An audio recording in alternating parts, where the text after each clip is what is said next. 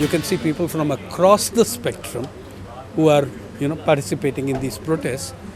People of very different and varying ideological backgrounds, and people who have spent their lives protesting against different governments. So much of the nonsense that's being put out is where were they when this happened and where were they when that happened. All these people who have come forward, many of the leading figures in these protests, like Professor Romila Thapar and Anand Patwardhan in the film field and many others, have protested against other governments as much as they protested against this one. But the difference is that here, other governments in such situations used to disown responsibility for what happened.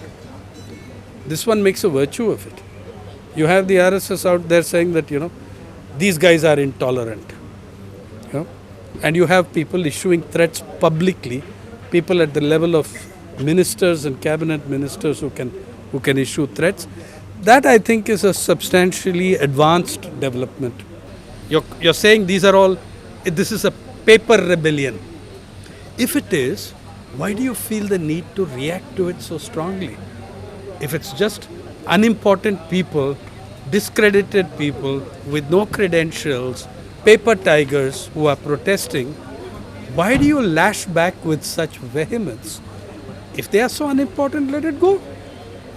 Why should you? It does not behoove you to come back all guns firing. But sir, it seems more like they're just brushing it aside rather than reacting. I don't think they're brushing it aside at all. They are confronting it with all the vehemence at their command. They are not brushing it aside. They're attacking it. Just look at it. A scientist of PM Bhargava's stature saying this man is an opportunist, he has done this, he has never done this with governments. That man has expressed his differences with every government that has been in power as far as I can remember. And the thing is, calling him a third-rater, calling him names, this is a person who, as Dinesh Abrol said, founded and headed science institutions of which this country is proud. Okay? Even at this age, he remains active in that. Who are you to call him a third-rater? You say we don't agree with him. Fine.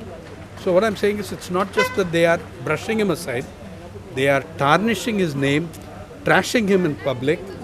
An 87-year-old scientist who's a jewel in the crown of Indian science. The media have invented a convenient term, Sangh Parivar hotheads. So apparently Amit Shah and Modi are cool heads. So they were all called and ticked off. This is the media story.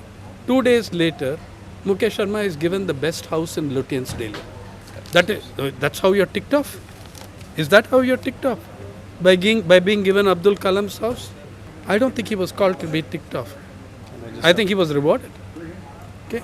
You have an extremely vicious and vehement atmosphere and environment that's been whipped up.